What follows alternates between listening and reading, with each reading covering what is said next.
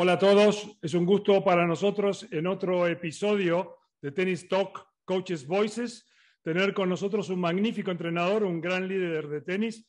Está con nosotros Franco Davín. Hola Franco. Hola Fernando, ¿cómo estás? Un placer. Bueno, un gusto siempre hablar contigo, tenemos una amistad de muchos años. Franco es un gran líder, ha ayudado a muchísimos jugadores y a diferentes programas en hacer crecer. Para contarles, mucha gente conoce internacionalmente a Franco, pero él fue jugador de ATP, llegando al ranking 30 y ganando 3 títulos del ATP. Ha sido entrenador de muchísimos jugadores. Para destacar, conquistó el Grand Slam en 2004 con Gastón Gaudio en Roland Garros.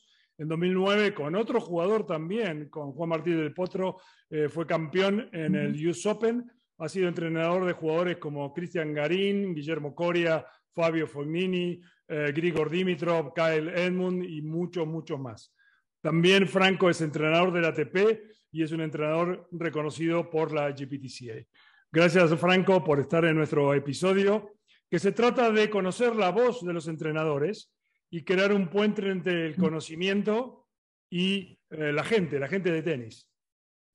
Muchas gracias, Fernando. Bueno, quiero preguntarte la primera pregunta un poco más personal, ¿no? O sea, ¿quién es Franco Davín? Como para que tú cuentes a la gente quién eres, ¿no? Te contesto más que nada en referencia al tenis. Un apasionado del tenis y, bueno, vengo de una familia que nunca jugaron al tenis ni tampoco estaban cerca de este deporte. Tuve la suerte de un pequeño pueblo de Argentina que llegué al club y con una raqueta que me prestaron y bueno, no la solté más. Un agradecido del tenis. Sí, hiciste un gran recorrido. Además, omití comentar que fuiste el mejor junior de tu época, ¿no? O sea, junto en una camada muy interesante de junior que tuvo Argentina, pero tuviste un gran recorrido internacional. ¿Cómo fue esa transferencia de ser jugador, ¿no? Y después convertirte en entrenador? ¿Cómo fue ese recorrido? Y culpa tuya, que me llamaste ni bien dejé de jugar. La verdad que soy de una camada que nos retiramos muy temprano, 26, 27 años, de los argentinos, por lo menos de mi época, y producto de diferentes situaciones, pero cuando dejé pensaba tomarme un tiempo largo y bueno, vos estabas ahí dirigiendo la asociación y me llamaste y bueno, empecé y descubrí algo que yo sentía que me gustaba cuando jugaba porque analizaba mucho mis entrenadores, analizaba el tema táctico, miraba mucho y bueno, por suerte en un país con una cultura tenística grandísima y empezar en una federación te da una cantidad de información, de armas y me estoy acordando así de cosas, me acuerdo también de todo lo que era ITF, manuales, etcétera, que la asociación nos lo daba, que te ayuda muchísimo. Sí, fue una muy linda época y además mucha energía positiva. Siempre uno lo recuerda, ¿no? Mucha energía, un gran grupo de trabajo. Sí, una situación también de Argentina que nos vino bien porque, bueno, el país en ese momento se podían generar los recursos y para una camada también espectacular de chicos. Sí, tal cual. Y en esa evolución, Franco, que hiciste como entrenador, porque fuiste evolucionando teniendo otros jugadores, después lograste el primer Grand Slam, siempre fuiste alguien muy observador, muy inteligente, muy trabajador también, porque eso es algo muy importante, ¿sí? ¿Cómo fue tu evolución a lo largo de los años? ¿Cómo has visto? Porque tú eres una persona de alto rendimiento, ¿no? Sí, siempre estuve con jugadores que estaban profesionales o semiprofesionales. Y es un camino largo. En el caso puntualmente mío, yo analizo mucho en base al jugador que tengo. Entonces ahí no trabajo con un método, sino en la manera de, primero me gusta ver al jugador, entenderlo, hablar y obviamente verlo tenísticamente, y de ahí armar un plan, una planificación, obviamente hablado con él, después los tiempos lo pone el jugador, pero soy de trabajar mucho en base a lo que el jugador necesita.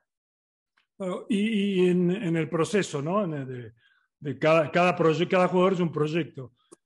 Y en ese proceso también de transformación, porque tú llevas muchos años en el circuito, ¿no? ¿Cuáles fueron las dificultades que encontraste? O sea, ¿cuáles fueron las oportunidades y desafíos que tuviste en tu propio desarrollo?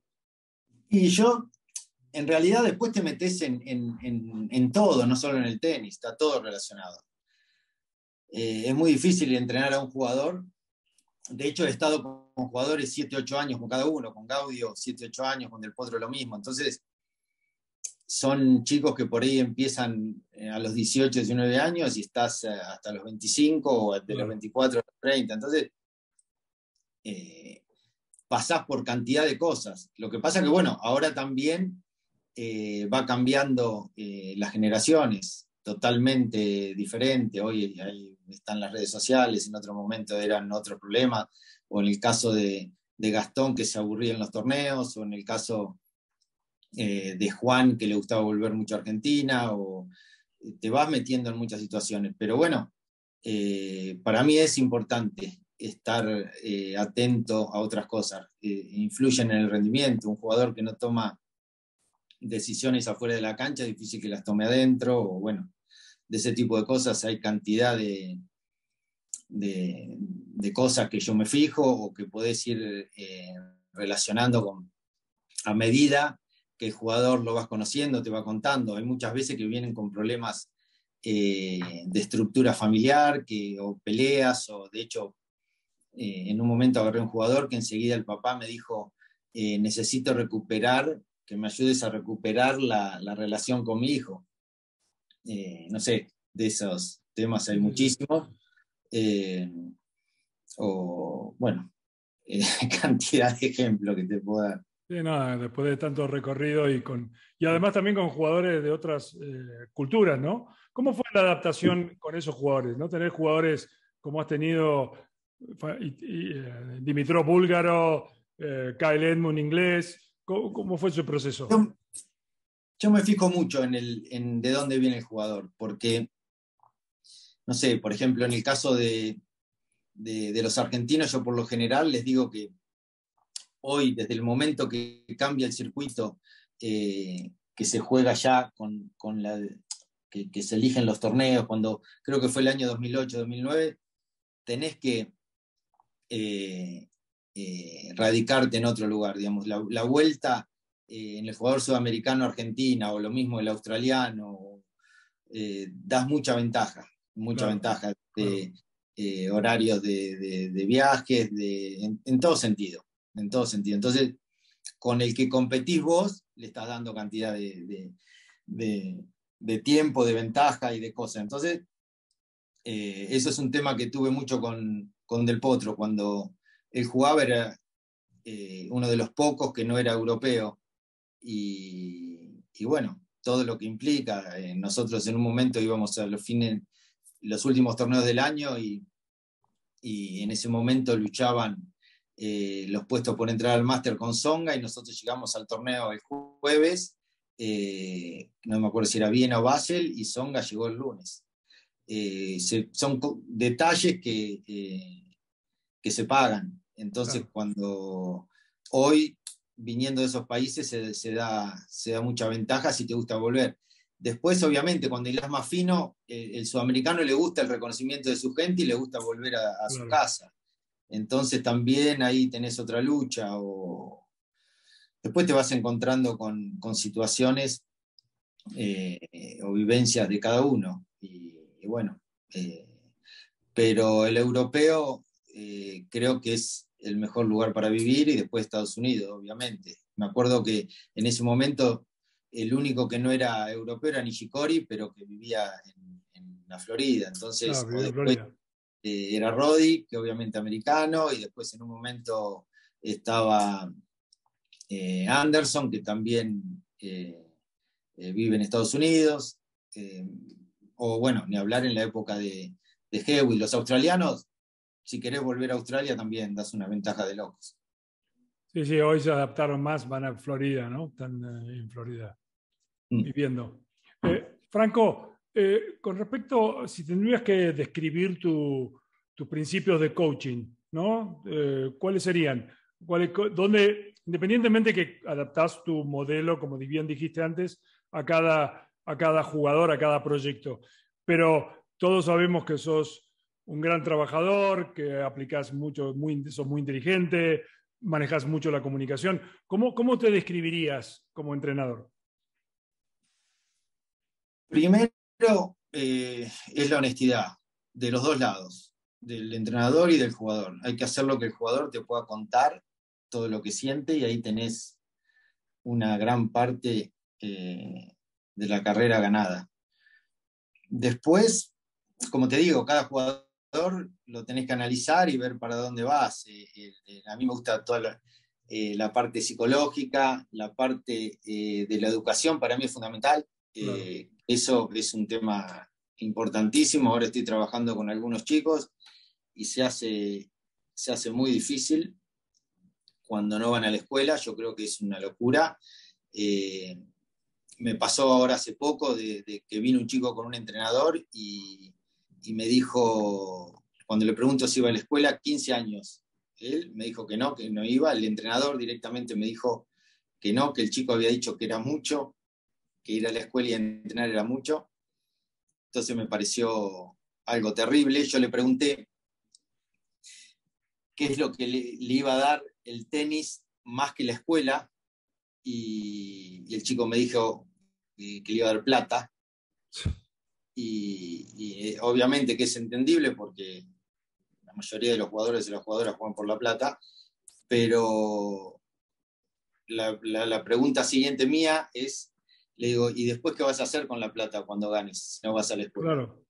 Digo, ¿qué es lo que te va a dar la seguridad que después, le digo, querés que te nombre la cantidad de jugadores que no han ido a la escuela, que después ganaron mucha plata y no saben qué hacer? Entonces, es un tema largo porque yo creo que las federaciones no tendrían que dejar jugar a chicos que no van a la escuela, y después de ahí para arriba todo, pero bueno, a veces los padres están más entusiasmados con los chicos de que no vayan a la escuela.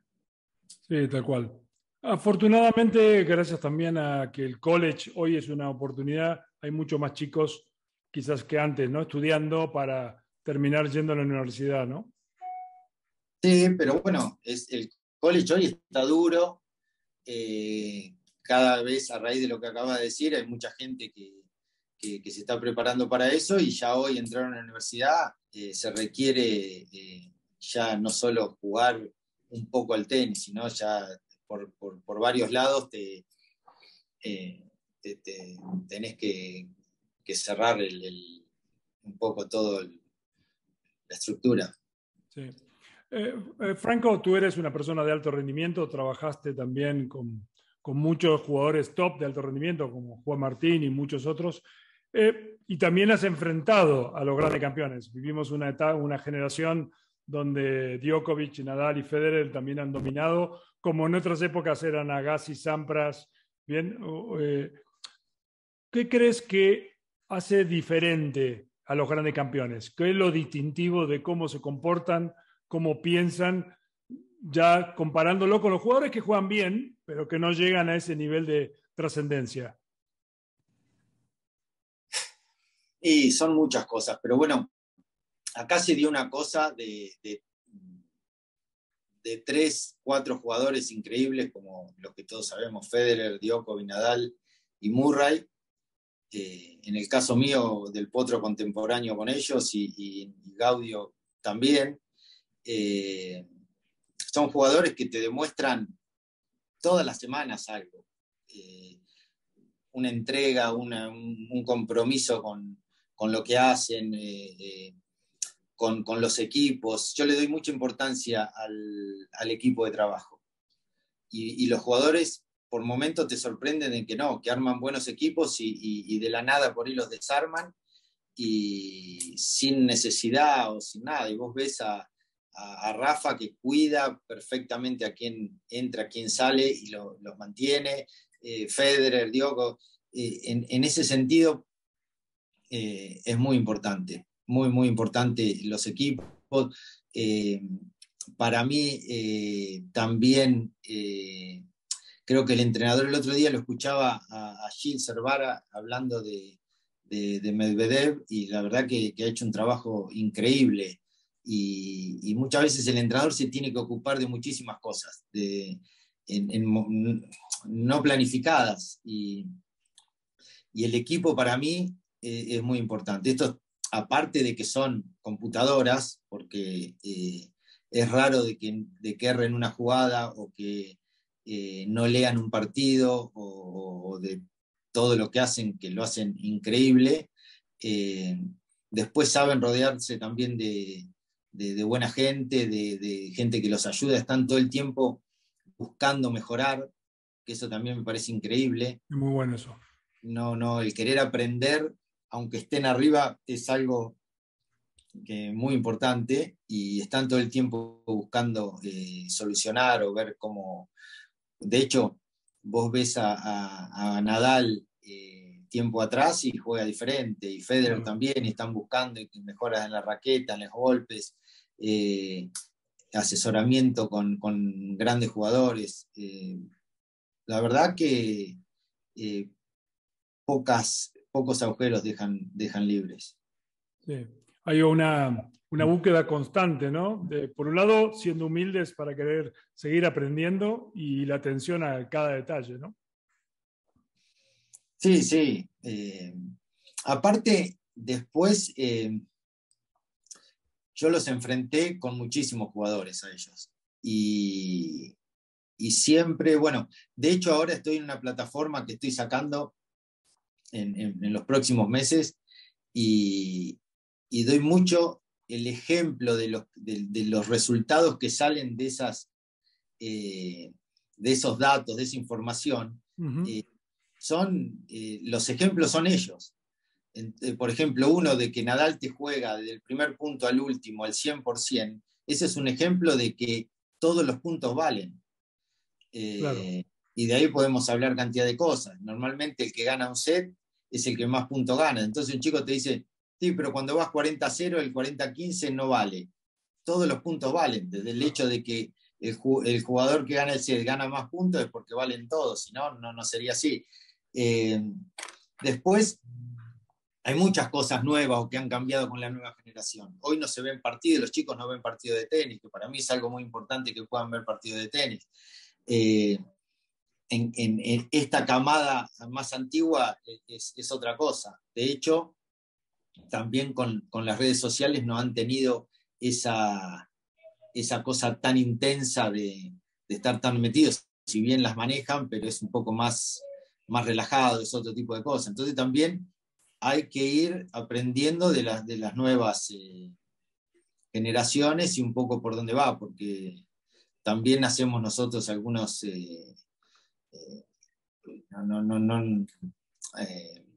como es, hacemos alguna, no hacemos lo que tenemos que hacer en determinado momento, son cosas nuevas para nosotros también. Claro, claro, hay un proceso de adaptación que requiere un tiempo, ¿no? Claro. Y Franco, tú obviamente no es lo mismo, enfrentaste a esos jugadores con un jugador o con jugadores que tenían una potencialidad similar, ¿no? Juan Martín tenía una potencialidad de estar en ese nivel muy cerca, los venció, les ganó, pero independientemente de eso, hiciste un trabajo muy largo, tanto con él como con Gaudio, ¿sí? ¿Cómo fue ese proceso? ¿Cómo fuiste construyendo el desarrollo? ¿En qué prioridades te basaste? Lo mismo que te digo desde el principio, obviamente con Del Potro era diferente que con Gaudio, con todos los demás lo mismo. En el caso de Juan, Obviamente es una cabeza muy buena y era un jugador que le podía ganar a todos y ellos también sabían. Claro.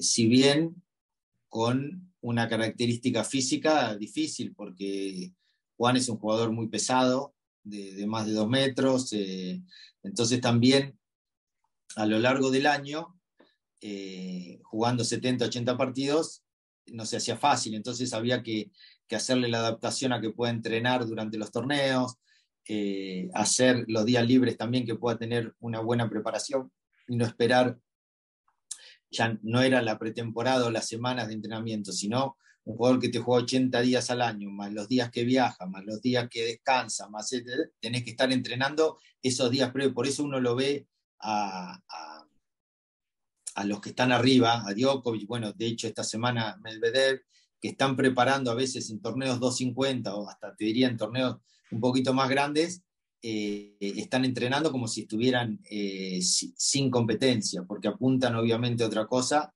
y están buscando otro tipo de calidad.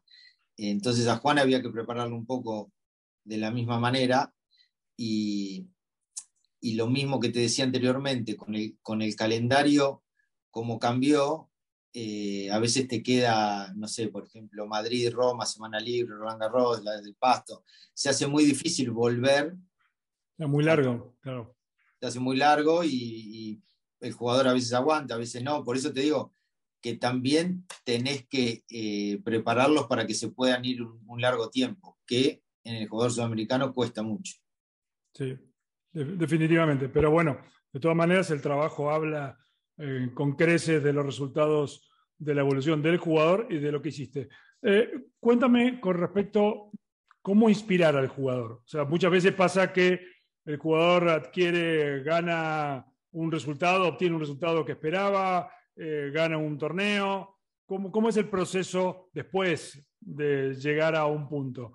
No, yo no soy un motivador de la palabra, sino soy un motivador con el trabajo. Entonces, a medida que va saliendo el trabajo, nunca tuve jugadores que no hayan venido con ganas de entrenar, nunca, nunca. Siempre le encuentro la manera de ver el camino. Entonces, automáticamente eso es motivación, porque el jugador se empieza a sentir bien y empieza a querer venir todos los días a un poco más. Entonces, el otro día me reía porque mismo escuchando a Gil, cuando él contaba que cuando uno está por entrar al partido, que haces la entrada en calor, son miradas, un detalle nada más, no necesitas hablar, ya venís haciendo el trabajo de meses o de años. Entonces, en ese momento, los dos están conectados en algo que los dos saben que está pensando uno del otro, no hay mucho para hablar. Entonces, en ese sentido, me gustan los entrenadores que están en el año tiempo con el jugador, que pasan tiempo con el jugador, porque obviamente es donde haces la diferencia. Pero bueno, me fui un poco de tema. No, pero vale. Busco más que nada la motivación por el lado del trabajo, que salgan las cosas o mostrarle cuál es el camino y cuál es la manera que tiene de jugar. Me pasó con todo lo mismo. Con todo lo mismo. Qué bueno, y volvemos a lo mismo, ¿no? El resultado habla. Pero tomando la experiencia de lo que comentaba Gilles y los que te conocemos, también sabemos que tienes tu estilo de comunicación. ¿Cómo manejas esa comunicación? Porque también el jugador tiene personalidad diferente, ¿no? O sea, Fognini es diferente que, o sea, ¿manejas alguna pauta? No, con la honestidad. Con la honestidad, porque de ahí te sale la diferencia. No vas a tratar, obviamente, a Fognini, que a Edmund, que a Del Potro, que a Gaudio, pero partiendo de lo que ves y de que le estás diciendo lo que está pasando, ya es diferente a todos. Entonces, también obviamente con objetivos tenísticos y afuera, y por eso te digo, me involucro un poco, no solo adentro de la cancha, sino también afuera, porque a veces traen problemas externos que hay que atacarlos, o que hay que hablarlos, o son preocupaciones, o son cosas que a veces ellos le dan demasiada importancia y no son tanto, pero por ejemplo, hoy los jugadores rara vez se ponen a hablar de tenis, rara vez. Y eso me duele un poco, porque la verdad que está bueno, o como te decía, que vean partidos o que analicen cosas, les cuesta, les cuesta. Sí, hoy hay una realidad con lo externo, ¿no? Con las redes sociales, la exposición, que ha cambiado mucho la regla de juego. ¿Y cómo manejas eso con respecto a la situación del entorno que se genera? Que por un lado está bueno porque también le da más posibilidades económicas y mostrar una marca para el jugador, pero por otro lado a veces se transforma en cierta dependencia, ¿no? Y sí, hay que tener cuidado. Volvemos a lo mismo, el equipo para mí es muy importante, las personas que se dedican, que se encargan de eso. Yo en la parte tenística le doy mucha importancia al preparador físico. Para mí el entrenador y el preparador físico son lo más importante. Después, que me perdonen los oficios, pero están un poquito atrás. A mí no me gusta cuando el jugador llega y lo primero que te habla es del fisio. Digo, primero llega a la semifinal para tener un fisio, porque si no, si perdés en la primera ronda, lo que necesitas es entrenar. Entonces ahí me gusta bajar un poco de línea en ese sentido. Y con las redes sociales lo mismo, hay que tener un plan, hay que planificar para qué son, para qué las querés, cuánto tiempo vas a estar, quién te las va a manejar, si vos tenés una tuya para tu gente, o si te hacen bien o te hacen mal. He tenido jugadores que le han hecho muy mal las redes sociales, y querer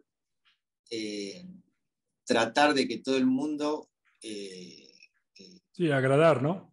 Agradar, y que tener todos buenos mensajes o contestar, y ahí ya te metes en algo complicado. Pero bueno, también han crecido con eso, y por ahí hoy en día hay algunos que la manejan también muy bien. En ese caso, los managers me parece que pueden ayudar.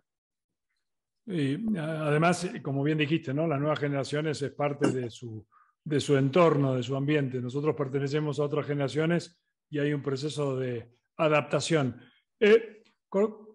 Ocurre muchas veces con los jugadores y has hecho una gran experiencia de muchos años, ¿no? Y de competir. ¿Cómo preparar mentalmente, no solamente para la presión del circuito, porque este programa lo ven muchos entrenadores, muchos jugadores, mucha gente en Estados Unidos, en Europa?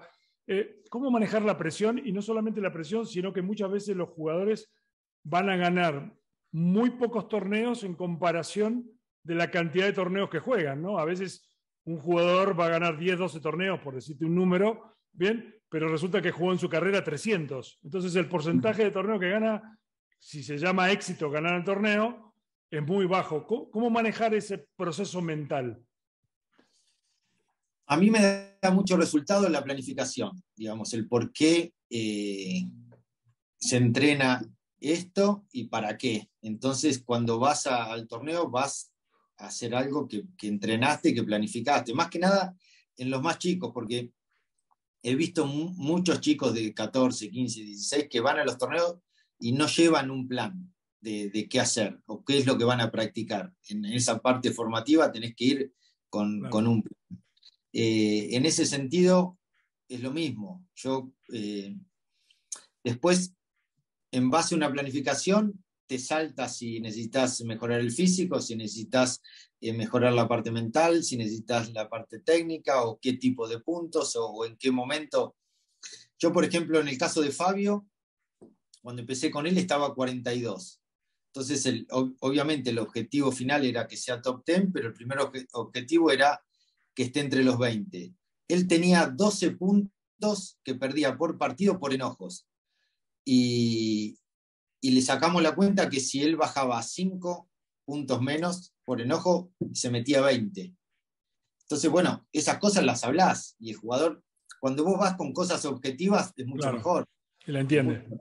Entonces, en eso te sirve mucho tomar datos y cambiarlos por información hacia el jugador. De esa, bueno, cantidad de cosas tengo de ese tipo, pero entonces son cosas. De hecho, los partidos no varían de 8 o 10 puntos de diferencia. Entonces quiere decir que a veces cuando vos lo hablás con los jugadores, les sorprende que haya 8 o 10 puntos de diferencia en un partido que parece fácil. Entonces ahí les podés empezar a preguntar dónde pueden ganar 5 puntos extras. Claro.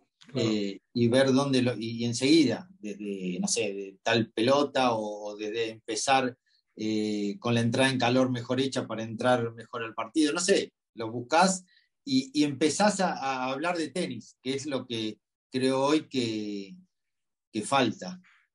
Sí, de hecho, y tú lo marcas también, y ahora de un ratito hablamos de tu libro, pero también se marca que en su carrera Nadal ganó el 54% de los puntos de todos los partidos que ganó, y a veces la gente cree que ganaría el 80-90, solamente ganó, es un breve porcentaje a favor, Sí. lo cual hace que sea quien es, ¿no?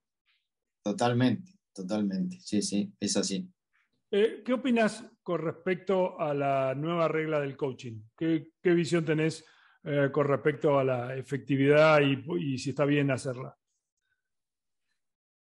A mí me gusta el tema del coaching, un poco lo que se hace ahora, pero que esté legalizado, de donde estás, que puedas hablar y que les puedas decir. Los jugadores, yo por ejemplo ahora estoy con un jugador americano y él piensa lo mismo que yo, que le gusta que le digan 2 o 3 cosas, pero no tampoco una charla ni en todos los cambios de lado. Entonces, me parece que está buena, no me gusta el de que se escuche todo, porque Claro, como las mujeres. no, eso no creo que sea la manera en este deporte. Me gusta la esencia de que el jugador pueda solucionar solo y que vos le des algunas pautas, pero por lo general en estos niveles se entienden. A mí me gusta el coaching cuando son chicos, cuando están arrancando los primeros por ahí torneos, me parece que ahí está bueno, porque es la parte de aprendizaje. Ya a esta altura, a veces, o cuando uno empieza con un jugador nuevo, te dan ganas de decirle más cosas, pero una vez que te conoce, es lo mismo que decía Gilles el otro día. Ya te ve caminar o lo miraste, ya sabe, entiende todo. Y en un partido, lo mismo, son detalles. Me parece que por lo que vi como está ahora, me parece muy buena idea. Y además trae transparencia, porque en definitiva el coaching de alguna manera existía siempre, Sí. entonces eso es bueno para nuestro deporte. Y también ocurre que siempre el jugador termina tomando la decisión, porque te habrá pasado alguna vez que le dijiste a algún jugador algo y terminó haciendo lo contrario porque tomó la decisión él, ¿no es cierto? Y yo soy muy pro que el jugador tome decisiones. Como te decía, si no las toma las decisiones es muy difícil que sea un campeón. Y acá a este nivel estás tomando decisiones todo el tiempo y como vos decías, perdiendo casi todas las semanas. Entonces hay que regenerarse todo el tiempo y estar positivo y la cabeza y no caerte y lejos de tu país, de tu casa, de tus amigos. Y es un deporte mentalmente muy exigente. Sí. Tanto para el jugador como para el entrenador y el entorno, ¿no? Por eso también eso marca el éxito que has tenido. También ha sido curioso y te voy a hacer dos preguntas sobre eso. La primera es, has escrito un libro que se llama Game, Set and Math, un libro muy interesante con respecto al análisis de números y cómo esa información te cambia el proceso de entender el juego, ¿sí? ¿Cómo nació ese proyecto? Y bueno, cuéntanos sobre el libro. Eso nació por una charla que tuve con Pablo del Campo, que es un publicista argentino muy reconocido. A raíz de las redes sociales, salió y me dijo, tendrías que hacer un libro sobre lo que haces. Y a raíz de eso, también estamos haciendo una plataforma con lo que yo vengo haciendo con todos los jugadores desde el principio, que Claro. obviamente es un trabajo durísimo con Marcelo Albamont y todo un equipo de trabajo, pero estamos contentos porque en realidad lo que yo hago es sacar los datos y la información de mi jugador, Claro. para mejorar a mi jugador, no tanto las estadísticas de lo que va a hacer el otro. Que es lo que un poco confunde y que es por la cual empecé yo a hacer esto, porque no usaba yo las estadísticas de los jugadores que, no sé, que Djokovic saque el 70% por un lado, el 30% para el otro, lo que sea. ¿Qué puedes hacer? Hay algunas cosas que sí, pero entonces yo saco mucho número, mucha información en base a lo que hace mi jugador.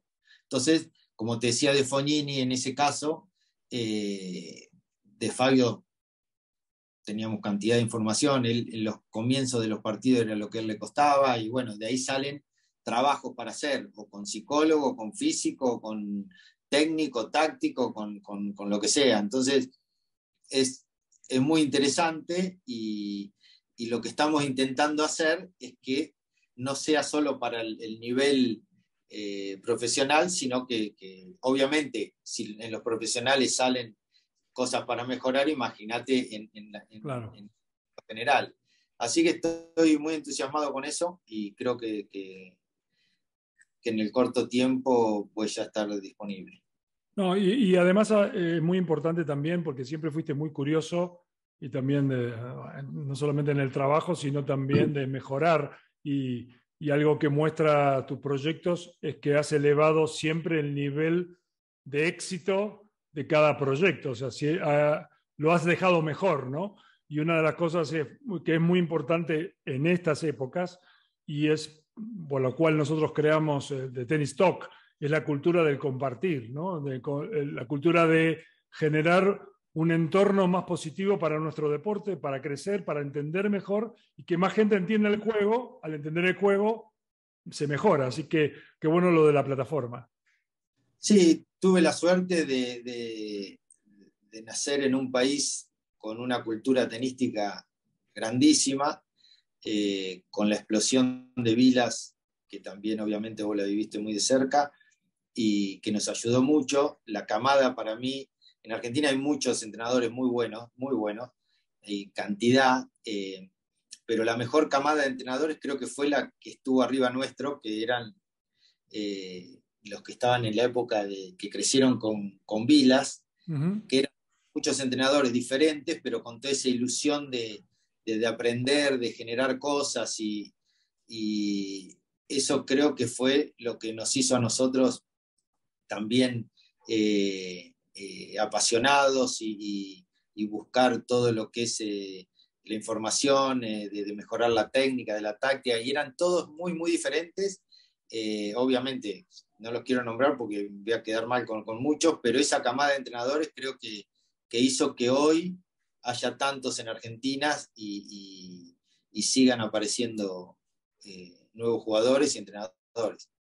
Sí, y es una camada de entrenadores y de mucha gente que tuvo una gran cultura de trabajo, mucha pasión, mucha entrega también, ¿no? Y han compartido. O sea, hoy, gracias a la tecnología, nos permite compartir mucho más estas ideas y en este caso a nivel mundial.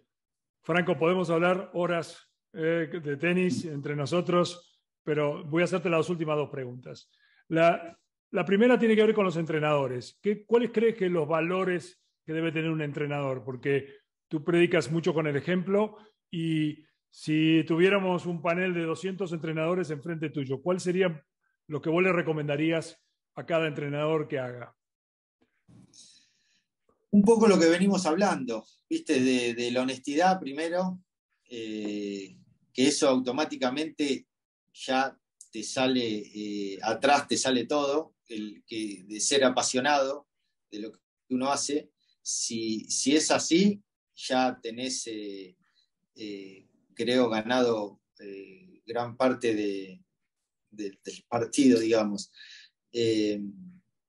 Después, seguir aprendiendo todo el tiempo, seguir, bueno, lo que decías hoy, el tema de hoy la tecnología te acerca mucho, pero después, para mí la parte humana de la persona es fundamental y de los chicos, de bajar una línea de que puedan seguir creciendo como personas antes que como tenistas. A mí me cuesta mucho cuando veo a los padres que les importa más el jugador que el hijo. Para mí ahí hay un punto que es difícil y pasa mucho. En el entrenador creo que es una persona muy importante en el crecimiento de un jugador de tenis en la parte humana, y creo que ahí es donde hay que ayudarlos, porque el tenis es una etapa de la vida y después queda todo lo otro que es mucho más importante. Sí, y esto está en paralelo a lo que tú dices. El episodio pasado, de la semana pasada, es de Jim Loehr, y Jim Loehr decía exactamente lo mismo que estás diciendo, que los entrenadores también tienen que predicar con el ejemplo, ¿no? O sea, lo que le piden al jugador, ser capaces ellos de hacerlo. Perfecto, sí, sí. Es exactamente parecido. Última pregunta, Franco. Como te decía antes, podemos hablar horas de tenis y disfrutando de hacerlo. Pero hablando de disfrutar, estos años, largos años siendo jugador, siendo entrenador, tantos años viajando por el mundo, ¿has disfrutado tu carrera en el tenis? Linda pregunta. Disfruté mucho la parte de junior, mucho, me encantó. Me parece que no disfruté tanto la parte de jugador, y disfruté muchísimo y disfruto la parte de entrenador. La parte de junior es mágico, es Disney. Después viene una parte difícil en la época nuestra, que nos íbamos por mucho tiempo y dejábamos muchas cosas. Es un poco rara, y la parte de entrenador me encanta mucho. La verdad que disfruto día a día. Qué bueno, Franco. Los que te conocemos te felicitamos por lo que has hecho por el tenis, lo que has hecho en el pasado, pero sobre todo lo que vas a hacer en el futuro. Así que te agradezco a estar en el episodio de Tennis Talk, Coaches Voices. Fue un privilegio para nosotros. Bueno, muchas gracias, Fernando, y saludos para todos.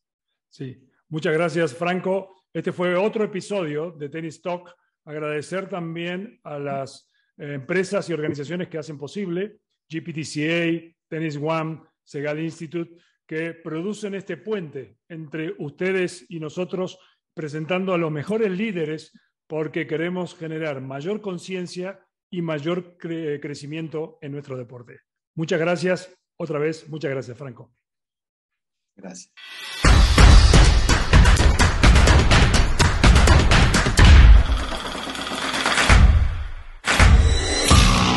I am Alberto Castellani, President of GPTCA, Global Professional Tennis Coach Association. Learn from the best ATP coaches in the world. I hope that at the end of this course you will learn a lot of things. I hope that I will see you on the circuit with your player.